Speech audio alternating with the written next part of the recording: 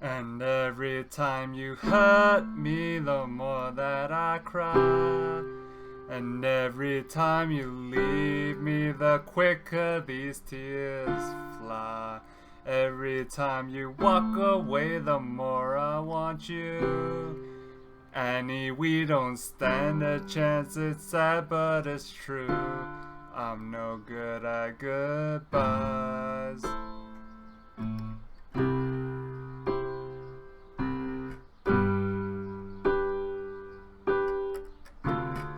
No good at goodbyes.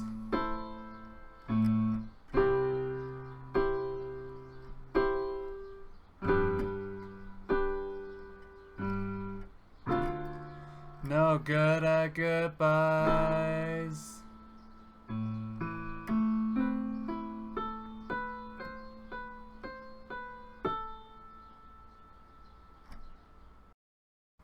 Hello, it's me, Yonggi-baka, the courageous idiot. And that was just a quick mini cover to send off and say goodbye to the Spring 2021 anime season. I just had to. Okay, I just wanted to make a quick video giving some of my closing thoughts about some of my favorite anime from the season that were absolutely wonderfully, brilliantly amazing. And I know I've done so many videos about the subject already, but I thought again, this is my house, and my emotions are overspilling, and here we are. This spring season had some absolutely fantastical entries, with just as fantastical finales. Of course, I won't be including Tokyo Revengers, or 2-Year Eternity in this video because they'll be ongoing into the summer season. My heart's full, but my heart's sad too because the spring season has finally come to an end. The entries that will be included in today's video had me hollering like a madman, clapping like a seal, and absolutely squealing. So much so that my family came to check in on me just to make sure that I was okay. And every time I would just tell them, just some really good anime. Tears were even shed, but that's all part of the journey. The show? While working on the script, I was absolutely torn for a different reason. I wanted to include like 7 different titles, but then the video script was getting a bit lengthy. I mean like 30-minute video long lengthy. And the average viewer, I checked the analytics on YouTube, only watches my videos for about like 5 to 6 minutes. Still glad that you're here though. Some titles that had to be scrapped include Super Cub, Vivi Fluorite Eyes Song, 86. All 3 titles were really good in their own right and had really good finales too, but I felt that there was just too much to unpack. Okay, I'll be completely honest with you. The 4 titles that I decided to include in today's video are all titles that I've already talked about in previous videos, so I'll understand if you decide to skip this video or click off. But if you do decide to stay until the end and watch the full thing, 本当にありがとうございます! Ijiranaide Nagatoro-san, or the English title, Don't Mess With Me Nagatoro-san. Ah yes, the story of Senpai and his junior, Nagatoro. To keep it simple, the story of Ijiranaide Nagatoro-san transitions from an episodic style anime to one with plot and continuity by introducing a story arc at the end, towards the end of the season. It's this arc that takes the story of Ijiranaide Nagatoro-san to the next level, the characters and their development becoming that much more endearing. Can't quantify it, but that makes the finale that much more satisfying and that much more memorable. Listen to the words I'm about to tell you. The finale makes all the build-up, Nay, all the bullying worth it. Sorry, senpai. Would have been okay if Ijiranide-san stuck to the original format, but by introducing plot, that's what got it into this video. Okay, just kidding. Looking at you, Takagi-san, and Usagi-chan. By the way, another student is introduced in the story of Ijiranide Nagatoro-san, and is in fact in Senpai's art club, the president, and she's Senpai's senpai. Though she doesn't really play an active role, and even goes as far as wanting to disband the club. Poor senpai, seems that everybody just keeps trying to clown on him. It's no wonder why he was such an unsociable loner. Keyword was. Before we move on to the next title, I just want to make a quick amendment to the last video that included Ijiranide Nagatoro-san. Nagatoro was actually in the library with 3 of her friends, Tweedledee, Tweedledum, and Tweedledee-dum. All a part of the Bully Senpai squad. Zombieland Saga Revenge. Yes, the 7 Z-Girls, Z for Zombie, and their neurotic manager have finessed their way back into another one of my videos.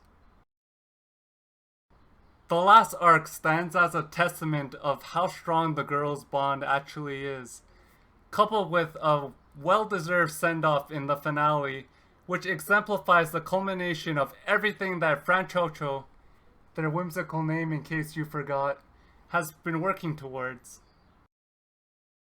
In the series, both Zombieland Saga and Zombieland Saga Revenge, we witness all of the tragedies experienced, all of the setbacks, all of the hurdles that they've had to overcome. We even witness all of the moments of growth, both as an individual and as a group. And they all make the finale that much more meaningful. Especially if you think back to where we began at the beginning of Zombieland Saga. Plus, the finale somehow manages to incorporate a lot of the characters that we meet along the way. From seasons 1 and 2, Zombieland Saga and Zombieland Saga Revenge. Absolutely love the quick nod that it gives. They sort of tell the story thus far, how it's happened, and how we got to the finale. The story as a whole is such an uplifting journey, and the finale captures the magic of it all. No shame, I would willingly admit that Franchocho is my favorite Japanese girl group. I don't care that they're just anime characters! Whoa, Yonggi, deep breaths. Let's move on to the next title. Odd Taxi. Remember the story of Otokawa, the taxi driving walrus in Odd Taxi, which was slept on by the masses?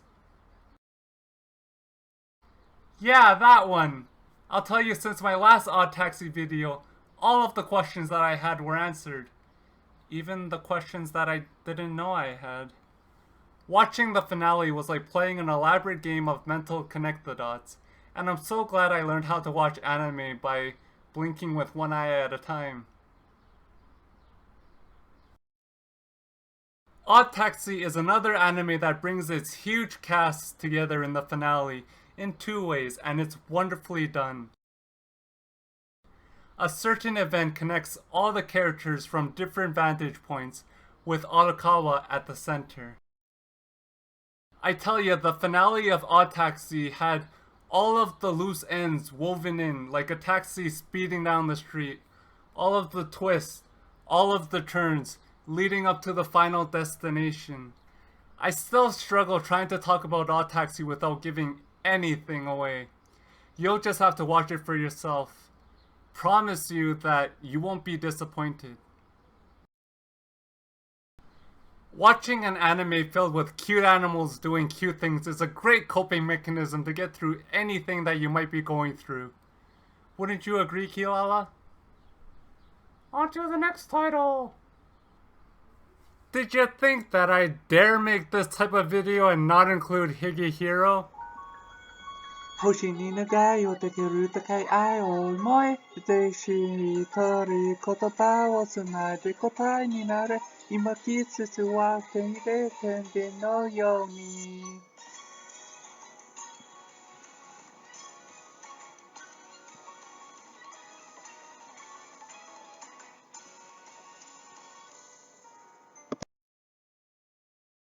Let me tell you, Higi o Soru Soshite Joshi Kosei o Hero is my favorite anime of the year. There! I said it. I can't take it back. The finale was phenomenal and everything I could have possibly wanted. That may be a huge spoiler if you read into it and use my last Higi Hero video as a basis. The finale! The finale! All the subtleties, the back and forth, the pushback, it all had me on my toes, and I watched anime on my bed. The story could have ended in any way, and I'd be just as pleased. It was such a roller coaster. I'm talking about fourth quarter down to the buzzer type of deal. Think of all the interactions with strangers that you've ever had. Every friend, every foe, every lover you've had at some point in your life was a stranger to you. Do you believe in a divine order that has our fate predetermined? Or do you believe that our lives are a series of random chaotic events in succession?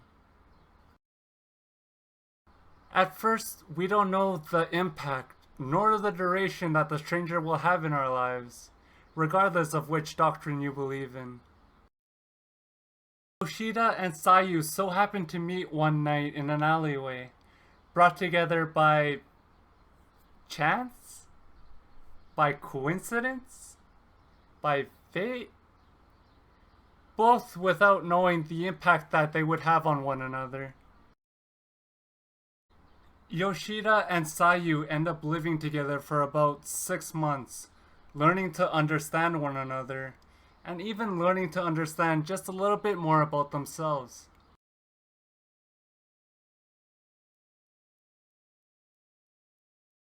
Higi o Soru Soshite Joshi Kosei o Hero made it to my top 5 favorite anime of all time. And of my top 9, I think it's the only one to be released within the last 5 years. Higihiro just means that much to me, and I'm not ready to let it go. You know that lost feeling you get after you finish a series you've been totally engrossed by? The feeling of not knowing who you were or what you did before you began the series? That's how I felt after finishing Zombieland Saga, Odd Taxi, and especially Higehiro. If only I could rewatch them as if it were for the first time. I'm gonna go wallow in my misery for a bit before the summer season begins. I promise this will be the last time I ever speak of any of these titles ever again. Oh, this is just a Korean heart. Nol saranghe. Okay, and with that brings us to the end of another video. If you made it this far, thank you so much for sticking it out with me. I do appreciate it. And as always, take care, and until next time, ja matane. Okay, Yonggi, bring us home. Every time you hurt me, the more that I cry. And every time you leave me, the quicker these tears fly. Every time you walk away, the more I want you. Annie, we don't stand a chance, it's sad but it's true. I'm no good at goodbyes.